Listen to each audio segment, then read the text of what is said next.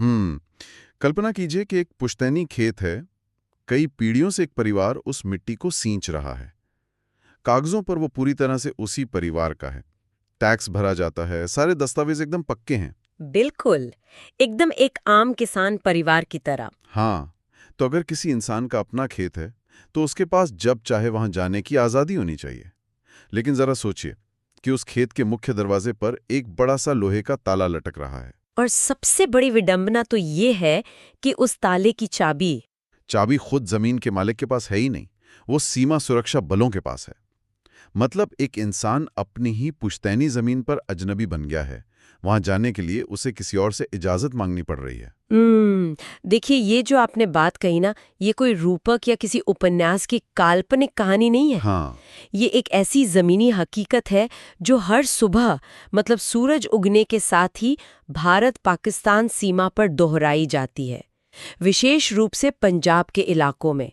ये एक ऐसा सच है जिसे वहां के लोग दशकों से जी रहे हैं। बाप रे। तो आज की हमारी इस गहन चर्चा का जो स्रोत है वो एक बेहद महत्वपूर्ण और सच में आंखें खोल देने वाला लेख है। पंजाब के सीमावर्ती किसान बाढ़ और जीरो लाइन के बीच फंसे। बिल्कुल। और आज हमारा मकसद सिर्फ इस लेख की हेडलाइन पढ़ना या कुछ आंकड़े बताना नहीं है। हम्म। आज हम इस बात की गहराई में जाएंगे कि कैसे राष्ट्रीय सुरक्षा के नाम पर लिया गया एक फैसला दशकों तक आम इंसानों की आजीविका, उनकी पहचान और उनके रोजमर्रा के जीवन को एक अनचाहे संघर्ष में बदल कर रख देता है। सही कहा। और ये समझना बहुत जरूरी है कि ये सिर्फ खेती या जमीन के एक टुकड़े का सीधा साधा मुद्दा नहीं है। तो फिर क्या है? ये सुरक्षा बनाम आजीविका की एक बहुत ही जटिल पहेली है। मतलब एक तरफ देश की सीमा को सुरक्षित रखने की अहम जिम्मेदारी है, जो कि जरूरी है। हाँ, वो तो है। लेकिन दूसरी तरफ उन नागरिकों का जीवन है जो उस सीमा के पास रहते हैं। जब नीतियां कागजों से निकलकर जमीन पर उतरती हैं ना, तो उनका प्रभाव कितना गहरा और पीढ़ियों तक चलने वाला हो सकता है, ये उसका एक बहुत बड़ा और जीवंत उदाहरण है। तो मुझे एक बात समझ नहीं आ रही है। मतलब इस पूरी समस्या की जड़ में एक भौगोलिक उलझन है। जी। जब हम अंतर्राष्ट्रीय सीमा की बात करते हैं, जिसे आम बोलचाल में हम जीरो लाइन कहते हैं, तो स्वाभाविक सी बात है कि जो बाड़ या फेंसिंग लगेगी वो ठीक उसी लाइन पर होनी चाहिए। यही लगता है सबको। मतलब जो जमीन भारत की है वो बाढ़ के अंदर होनी चाहिए ना। तो ये समस्या कहाँ से शुरू हुई? देखिए, ये सब सामान्य धारणा है कि बाढ़ और असल सीमा एक ही जगह पर होते हैं, लेकिन जमीनी भूगोल बहुत अलग होता है। अच्छा। 1980 के दशक के मध्य में जब भारत ने पंजाब सीमा पर फेंसिंग का काम शुरू किया, तो वो बाड़ असल जीरो लाइन पर नहीं लगाई गई थी। तो कहाँ लगाई गई? इसे भारतीय क्षेत्र के काफी अंदर लगाया गया था। कुछ जगहों पर तो ये सीमा से आधा किलोमीटर या उससे भी ज्यादा पीछे है। रुकिए रुकिए, अगर जमीन भारत की है तो सरकार ने फेंसिंग असल सीमा पर ही क्यों नहीं लगा दी? अपनी जमीन छोड़कर बाढ़ को पीछे लगाने का क्या तुक था? सुनने में अजीब लगता है। ये तो अपनी ही जमीन को असुरक्षित छोड़ने जैसा लगता है। इसके पीछे एक बहुत ही स्पष्ट सामरिक और भौगोलिक कारण था, जिसे उस दौर के हालात के हिसाब से समझना होगा। वो कैसे? देखिए, सुरक्षा बलों को सीमा की निगरानी के लिए एक स्पष्ट दृष्टि रेखा की जरूरत होती है, जिसे लाइन ऑफ साइट कहते हैं। हाँ। पंजाब की सीमा कोई सीधी खींची हुई लकीर नहीं है। वहां कई जगह नदी का बहाव है, ऊबड़ खाबड़ रास्ते हैं और दलदली जमीन भी है। अच्छा, तो टोपोग्राफी थोड़ी मुश्किल है। बिल्कुल। गश्त करने की सुविधा, जवानों की सुरक्षा और पेट्रोलिंग वाहनों के लिए रास्ता बनाने को ध्यान में रखते हुए बाढ़ को पीछे बनाना उस समय तार्किक लगा। मतलब अगर बाढ़ एकदम जीरो लाइन पर होती तो घुसपैठियों को रोकना और सीमा के पेट्रोलिंग करना बेहद मुश्किल हो जाता। सामरिक नजरिए से देखा जाए तो ये बात समझ में आती है कि सुरक्षा बलों को गश्त के लिए जगह चाहिए थी। जी। लेकिन इस तार्किक फैसले का जमीन पर क्या असर हुआ? मतलब उन लोगों का क्या हुआ जिनकी जमीनें उस इलाके में थीं? ओह, इस एक फैसले की वजह से भारी उथल-पुथल मच गई। इसका नतीजा ये हुआ कि 17,000 एकड़ उपजाऊ जमीन इस बाढ़ के पार। एक मिनट, 17,000 एकड़? हाँ, 17,000 एकड़। ये तो कोई छोटा मोटा टुकड़ा नहीं है, ये तो पूरा का पूरा एक इलाका हो गया। बिल्कुल। ये जमीन फेंसिंग और असल जीरो लाइन के बीच फंस गई। इस भौगोलिक स्थिति ने गुरदासपुर, अमृतसर और फिरोजपुर जैसे जिलों के 212 गांवों को प्रभावित किया। बाप रे। और करीब 11,000 से ज्यादा किसान सीधे तौर पर इसकी चपेट में आ गए। मतलब इन किसानों को अपने ही देश में अपनी जमीन तक जाने के लिए किसी दूसरी दुनिया में जाने जैसी प्रक्रिया से गुजरना पड़ता होगा। एकदम सही पकड़ा आपने। यहाँ जो बात सबसे हैरान करने वाली है वो ये है कि तकनीकी और कानूनी रूप से ये 17,000 एकड़ जमीन पूरी तरह से भारत की है। हाँ, कागज तो उन्हीं के पास है। वो उन किसानों की निजी संपत्ति है, लेकिन व्यावहारिक रूप से बाढ़ के उस पार होने के कारण ये एक नो मैन्स लैंड जैसी जगह बन गई है। सुरक्षा के नजरिए से बाढ़ को पीछे बनाना जरूरी रहा होगा, लेकिन इसने किसानों को एक ऐसे हालात में डाल दिया जहां वो ना तो पूरी तरह से अपनी जमीन का इस्तेमाल कर सकते हैं और ना ही उसे छोड़ सकते हैं। तो उन 11,000 किसानों को अपनी जमीन तक पहुंचने के लिए करना क्या पड़ता है? क्या वो सुबह उठकर बस अपना गेट खोलकर खेत में चले जाते हैं? काश ये इतना आसान होता। तो उन किसानों को अपने ही देश में अपनी ही जमीन तक जाने के लिए हर दिन एक ऐसी थका देने वाली प्रक्रिया से गुजरना पड़ता है जो किसी आम इंसान की कल्पना से परे है। अच्छा। बीएसएफ के कड़े नियम लागू होते हैं। किसानों को केवल दिन के उजाले में बाढ़ पार करने की अनुमति मिलती है, और वो भी हर जगह से नहीं। तो क्या खास गेट बने हैं? हाँ, केवल कुछ विशेष गेट्स हैं जो तय समय पर ही खुलते और बंद होते हैं। ये तो एक तरह से ठीक ही है ना। आखिरकार वो एक अति संवेदनशील अंतर्राष्ट्रीय सीमा है। वहां सुरक्षा बलों को ये तो जानना ही होगा कि कौन जा रहा है और कौन आ रहा है। देश की सुरक्षा सर्वोपरि है। हाँ, सुरक्षा जांच अनिवार्य है, इसमें कोई संदेह नहीं। लेकिन देखिए, खेती कोई ऐसा काम नहीं है जो सरकारी दफ्तर की तरह सुबह 9 से शाम 5 बजे तक चले। ये तो है, खेती का कोई फिक्स टाइम नहीं होता। बिल्कुल, खेती पूरी तरह से मौसम और प्रकृति पर निर्भर करती है। मान लीजिए रात में तेज आंधी आई है और किसान को सुबह 4 बजे खेत जाकर देखना है कि फसल का क्या हाल है। या फिर अचानक बारिश आ गई और कटी हुई फसल को ढकना है। एकदम सही, तो वो नहीं जा सकता। उसे गेट खुलने का इंतजार करना ही पड़ेगा। और तो और हर दिन हर एक किसान और मजदूर को अपना पहचान पत्र यानी आईडी कार्ड दिखाना पड़ता है। उनकी गहन तलाशी ली जाती है। हर रोज तलाशी? ये तो ऐसा है जैसे कोई हर सुबह अपने ही ऑफिस जाने के लिए एयरपोर्ट जैसी सिक्योरिटी चेक से गुजरे। एयरपोर्ट सिक्योरिटी से भी ज्यादा सख्त कहूंगी मैं तो। क्या बात कर रहे हैं? हाँ, उनके टिफिन बॉक्स खोलकर देखे जाते हैं, पानी की बोतलों की जांच होती है, यहाँ तक कि बीजों की थैलियां और खेती के औजारों को भी बारीकी से चेक किया जाता है कि कहीं कोई संदिग्ध वस्तु तो नहीं ले जाई जा रही। अपनी ही जमीन पर हर सुबह किसी को ये साबित करना पड़े कि वो कोई खतरा नहीं है, ये तो मनोवैज्ञानिक रूप से बहुत थका देने वाला काम लगता है। किसी भी इंसान का स्वाभिमान हर रोज इस तरह की जांच से आहत होता होगा। और बात सिर्फ इंसानों की जांच तक नहीं रुकती, ये तो लाल फीताशाही का बस एक हिस्सा है। असली बुरा सपना तब शुरू होता है जब खेती की मशीनरी की बात आती है। मशीनरी में क्या दिक्कत है? अगर किसी किसान को ट्रैक्टर, कंबाइन हार्वेस्टर या कोई और भारी मशीन बाढ़ के पार ले जानी है, तो उसका पहले से बीएसएफ के पास रजिस्ट्रेशन कराना पड़ता है। मतलब? क्या इसका मतलब है कि मशीनरी के लिए भी एक तरह का वीजा लेना पड़ता है? सटीक शब्दों में कहें तो हाँ। हर मशीन का नंबर, उसके ड्राइवर का नाम, सब कुछ पहले से दर्ज होना चाहिए। बाप रे! और अगर काम करते वक्त वो ट्रैक्टर खेत में खराब हो जाए तो स्थिति और भी भयानक हो जाती है। किसान किसी मैकेनिक को गांव से बुलाकर ऐसे ही बाढ़ के पार नहीं ले जा सकता। तो फिर वो करते क्या है? मशीन तो खराब खड़ी है और कटाई का समय निकला जा रहा है। उन्हें उस मैकेनिक के लिए औपचारिक अनुमति लेनी पड़ती है। अगर मशीन का कोई बड़ा पुर्जा बदलना है या पूरी मशीन वापस लानी है तो पूरी कागजी कार्रवाई फिर से करनी पड़ती है। उफ। कई बार इस प्रक्रिया में घंटों या दिन लग जाते हैं। अब सोचिए, खेती में फसल कटाई के समय एक एक दिन, यहाँ तक कि एक एक घंटा कितना अनमोल होता है। हाँ, बेमौसम बारिश का डर हमेशा सिर पर मंडराता रहता है। बिल्कुल। इस पूरी प्रक्रिया में जो मानसिक दबाव है उसे हमारे स्रोत में दिए गए एक किसान सरदूल सिंह के उद्धरण से बखूबी समझा जा सकता है। उन्होंने इस पूरी स्थिति को कैद में काम करने जैसा बताया है। कैद में काम करने जैसा? ये बहुत ही चुभने वाला वाक्य है।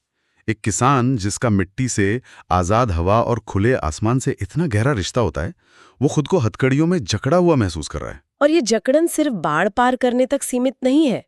बाढ़ पार करने की लाल फीताशाही तो समझ में आती है। चलिए मान लेते हैं कि किसान ने सारे आईडी चेक करवा लिए, टिफिन भी चेक करवा लिया, ट्रैक्टर का रजिस्ट्रेशन भी हो गया। लेकिन एक बार जब वो बाढ़ के पार अपने खेत में पहुंच गया, तब तो वो अपनी मर्जी का मालिक है ना? वहां तो वो अपनी आजादी से खेती कर सकता है। यहीं पर तो सबसे बड़ा विरोधाभास है। बाढ़ पार करने के बाद भी वो आजाद नहीं है। है? क्या मतलब? उन पर एक बहुत ही सख्त शर्त लागू होती है जिसे 3 फुट का नियम कहा जाता है। 3 फुट का नियम, ये क्या भला है? क्या वो सिर्फ 3 फुट की दूरी पर खेती कर सकते हैं? नहीं नहीं, इसका मतलब फसल की ऊंचाई से है। सुरक्षा कारणों से इन किसानों को अपनी ही उपजाऊ जमीन पर 3 फुट से ऊंची कोई भी फसल उगाने की सख्त मनाही है। 3 फुट? लेकिन ये नियम क्यों? कोई फसल कितनी ऊंची होगी, इससे सुरक्षा बलों को क्या परेशानी हो सकती है? तर्क वही है जो बाढ़ को पीछे लगाने का था, दृष्टि रेखा या लाइन ऑफ साइट। अच्छा। सुरक्षा बलों का मानना है कि अगर फसल 3 फुट से ज्यादा ऊंची होगी, जैसे कि गन्ने या मक्के की फसल जो 8 से 10 फुट तक चली जाती है, तो कोई भी घुसपैठिया या तस्कर उस घनी और ऊंची फसल का इस्तेमाल छिपने के लिए कर सकता है। ओहो। गश्त करने वाले जवानों को अपनी पोस्ट से दूर तक साफ दिखाई देना चाहिए। मैं सुरक्षा की जरूरत को समझ सकता हूं, लेकिन क्या सुरक्षा के लिए खेती के प्राकृतिक तरीके को पूरी तरह से रोक देना न्यायसंगत है? 3 फुट की पाबंदी का सीधा मतलब है कि वहां गन्ने जैसी कोई भी नकदी फसल नहीं उगाई जा सकती? बिल्कुल नहीं, उगाई ही नहीं जा सकती। पंजाब जो अपनी विविध खेती के लिए जाना जाता है, वहां कोई बागवानी नहीं की जा सकती। सरसों की फसल भी कई बार 3 फुट से ऊपर चली जाती है, तो आखिर वो उगाते क्या हैं? उनके पास सिर्फ गेहूं और धान जैसे कुछ ही विकल्प बचते हैं, और यहीं से इसका वैज्ञानिक और आर्थिक प्रभाव विनाशकारी होने लगता है। वो कैसे? जब किसान मजबूरन सिर्फ कम ऊंचाई वाली 1-2 तरह की फसलें ही हर साल उगाने लगते हैं, तो एक ही चक्र बार बार चलता है। इसे कृषि विज्ञान में मोनोकल्चर कहा जाता है। हाँ, और जहां तक मुझे पता है, मोनोकल्चर मिट्टी की सेहत के लिए धीमे जहर के समान है। एकदम सही। एक अच्छी और उपजाऊ मिट्टी के लिए फसल चक्र यानी क्रॉप रोटेशन बहुत जरूरी है।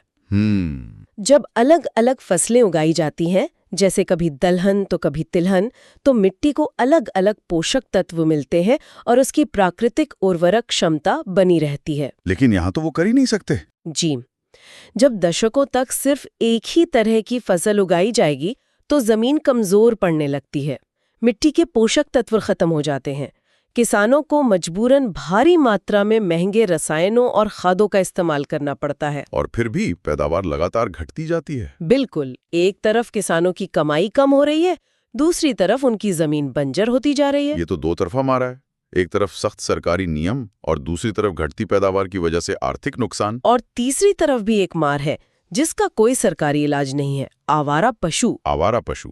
लेकिन जब इतनी सख्त बाढ़ लगी है जिसे इंसान आसानी से पार नहीं कर सकता, तो पशु कैसे आ सकते हैं? यही तो भूगोल का एक और क्रूर मजाक है। क्या? भारतीय सीमा की तरफ तो सख्त बाढ़ लगी है जिसे पार करना लोहे के चने चबाने जैसा है, लेकिन पाकिस्तान की तरफ जो असल जीरो लाइन है, वहां कोई फेंसिंग नहीं है। ओह, तो इसका मतलब है कि पाकिस्तान की तरफ से आने वाले जंगली सूअर और आवारा पशु बिना किसी रोक टोक के सीधे भारतीय किसानों के खेतों में घुस सकते हैं। अब उस किसान के नजरिए से सोचिए, उसकी पीठ के पीछे एक ऐसी सख्त बाढ़ है जिसे वो खुद आसानी से पार नहीं कर सकता, और उसके सामने एक खुली सीमा है जहां से पशुओं के झुंड आकर उसकी महीनों की मेहनत को कुछ ही घंटों में रौंद देते हैं। और वो रात में रुक भी नहीं सकता। बिल्कुल नहीं। ना तो वो अपनी फसल की रखवाली करने के लिए रात में खेत में रुक सकता है, और ना ही वहां कोई पक्का निर्माण कर सकता है। वो इंसान पूरी तरह से लाचार है। उफ, जब हम इन सारी चीजों को जोड़ते हैं ना, हर रोज की सख्त तलाशी, मशीनरी की लाल फीताशाही, 3 फुट का प्रतिबंध, मिट्टी का बंजर होना और आवारा पशुओं का आतंक, तो ये साफ हो जाता है कि ये सिर्फ बैंक खाते खाली होने या खेती के नुकसान का मामला नहीं है। जी, ये तो इंसान को अंदर से तोड़ने वाली व्यवस्था है। इसका समाज और इंसान के मानसिक स्वास्थ्य पर क्या असर पड़ता होगा? देखिए, आर्थिक नुकसान तो साफ दिखाई देता है, लेकिन जो मानसिक और सामाजिक नुकसान है वो बहुत गहरा है। स्रोत में इस स्थिति को समझाने के लिए प्रोफेसर जगरूप सिंह सेखों का एक बहुत ही सटीक विश्लेषण दिया गया है। उन्होंने क्या कहा है? उन्होंने इस पूरी व्यवस्था को संरचनात्मक वंचना का नाम दिया है। संरचनात्मक वंचना, ये सुनने में काफी भारी एकेडमिक शब्द लगता है। तो संरचनात्मक वंचना को हम ऐसे समझ सकते हैं कि ये कोई एक दिन की चोरी नहीं है जहां किसी ने राह चलते किसी का बटुआ मार लिया हो। बिल्कुल। ये एक ऐसा सिस्टम है, एक ऐसा ढांचा है जहां बैंक का डिजाइन ही ऐसा बना दिया गया है कि कोई इंसान अपना ही पैसा कभी निकाल ना सके। और सबसे बड़ी बात, ये कोई एक बार की घटना नहीं है, ये पीढ़ियों तक चलता है। ये एनोलॉजी इस स्थिति पर बिल्कुल सटीक बैठती है। ये ढांचा खुद ही लोगों को उनके बुनियादी हक से वंचित कर रहा है। सही बात है। ये एक दिन, एक महीने या एक साल की बात नहीं है। ये 40 सालों से चला आ रहा एक ऐसा नुकसान है जिसने एक पूरी पीढ़ी के आर्थिक और सामाजिक विकास को रोक दिया है। बाप रे, 40 साल। जीरो लाइन के पास हर दिन भारी सुरक्षा बलों की मौजूदगी में काम करना, बंदूकों के साए में फसल काटना, इससे किसानों के भीतर एक स्थायी घबराहट पैदा हो गई है। इसे मनोविज्ञान में जिटर्स कहा जाता है। अपनी ही जमीन पर हमेशा शक की निगाह से देखे जाना और अवांछित महसूस करना इंसान के मानसिक स्वास्थ्य को बहुत बुरी तरह से तोड़ता है। और इसका असर सिर्फ एक दो परिवारों पर नहीं दिख रहा होगा। जब किसी इलाके में आजीविका ही सबसे बड़ी मानसिक पीड़ा बन जाए तो समाज के ताने बाने पर इसका क्या असर पड़ता है? क्या लोग ऐसी जगह रहना चाहते हैं? बिल्कुल नहीं। स्रोत इस बात को बहुत स्पष्ट रूप से रेखांकित करता है कि कई सीमावर्ती गांव अब तेजी से खाली हो रहे हैं। गांव के गांव? हाँ, लोग ये निरंतर तनाव, मानसिक पीड़ा और आर्थिक नुकसान और नहीं झेल पा रहे हैं।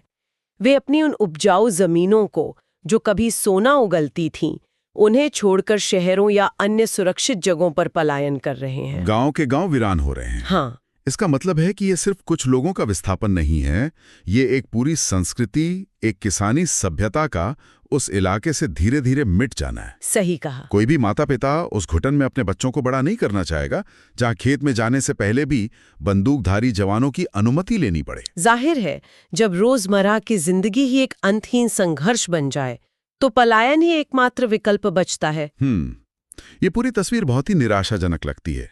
एक ऐसा चक्रव्यूह जहां से बाहर निकलने का कोई रास्ता नहीं है। लेकिन इस 40 साल के लंबे संघर्ष के बाद क्या अब कोई उम्मीद की किरण नजर आ रही है? हाँ, एक उम्मीद तो है। क्योंकि स्रोत के आखिरी हिस्से में एक नए मोड़ का जिक्र है जो वर्तमान हालात को शायद बदल सकता है। जी हाँ, एक बहुत बड़ा नीतिगत बदलाव हो रहा है। दशकों की अपीलों, दर्द और संघर्ष के बाद केंद्र सरकार ने आखिरकार इस समस्या का गंभीरता से संज्ञान लिया है।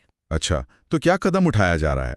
सरकार ने इस बाढ़ को अंतर्राष्ट्रीय सीमा के और करीब, यानी असल जीरो लाइन के पास ले जाने की प्रक्रिया शुरू कर दी है। अरे वाह, ये तो एक बहुत बड़ी जीत है। हाँ, इसका सीधा मतलब ये हुआ कि वो 17,000 एकड़ जमीन जो दशकों से बाढ़ के उस पार एक नोमैन्स लैंड में फंसी हुई थी, अब वापस बाढ़ के इस पार आ जाएगी। किसानों को आखिरकार अपनी जमीन तक बेरोक टोक पहुंच मिल सकेगी। सैद्धांतिक रूप से हाँ। इसके लिए सर्वेक्षण यानी सर्वे का काम भी जोर शोर से शुरू हो चुका है। तो फिर इसमें दिक्कत क्या है? इससे एक बहुत ही महत्वपूर्ण सवाल खड़ा होता है।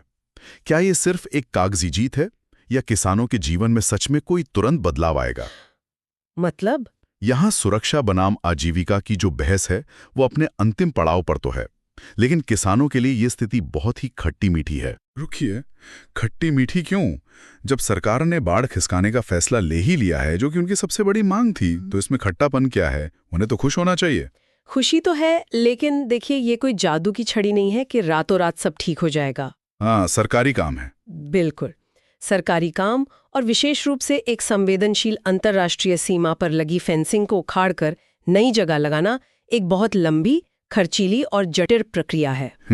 जमीन का सर्वे होने, बजट पास होने, टॉपोग्राफी की चुनौतियों को सुलझाने और असल में बाढ़ के नई जगह पर खिसकने में कई साल लग सकते हैं। ओह, तो मतलब फैसला हो गया है, मंजिल तय हो गई है, लेकिन काम पूरा होने तक सब कुछ वैसा ही चलेगा? एकदम वैसा ही।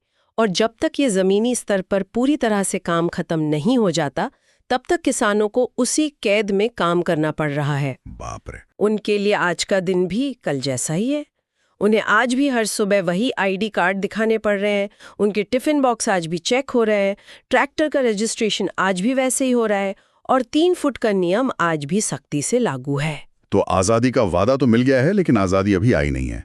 वे उस मंजिल को दूर से देख तो सकते हैं, लेकिन वहां तक पहुंचने का रास्ता अभी भी बहुत लंबा और कांटीला है। जी, ये एक ऐसा अध्याय है जहां नीति बनाने वालों ने आखिरकार अपनी गलती स्वीकार कर ली है और उसे सुधारने की दिशा में कदम बढ़ा दिया है। लेकिन उस गलती का खामियाजा भुगतने वालों का रोजमर्रा का संघर्ष अभी खत्म नहीं हुआ है।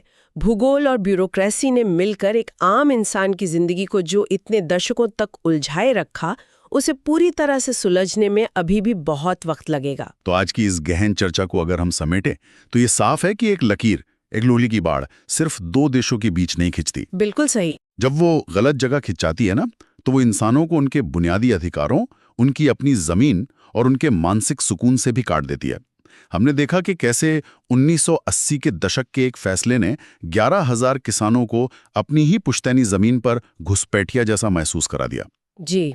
कैसे लाल फीताशाही ने एक खराब ट्रैक्टर को ठीक कराने जैसे आम काम को एक पहाड़ बना दिया, और कैसे 3 फुट के नियम ने पंजाब की उस मिट्टी की जान निकाल दी जो कभी अपनी उर्वरकता के लिए जानी जाती थी।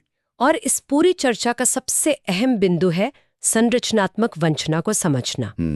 ये देखना कि कैसे नीतियां सिर्फ अर्थव्यवस्था को प्रभावित नहीं करती, बल्कि समाज के ताने बाने को, गांवों के अस्तित्व को और इंसान की मानसिकता को कई पीढ़ियों तक के लिए गहरे स्तर पर बदल देती हैं। बिल्कुल। और अब जब बाढ़ को खिसकाने की प्रक्रिया शुरू हो गई है, तो ये उम्मीद की जा सकती है कि वो पुश्तैनी खेत, जिसका दरवाजा दशकों से सुरक्षा बलों के ताले में बंद था, अब शायद अपने असली मालिकों के लिए पूरी तरह से खुल जाएगा। उम्मीद तो यही है। लेकिन इस चर्चा को खत्म करने से पहले एक ऐसा सवाल है जो मुझे सोचने पर बहुत मजबूर कर रहा है। अच्छा, वो क्या है? देखिए, 40 साल, 4 दशक किसी इंसान के जीवन का एक बहुत बड़ा हिस्सा होता है।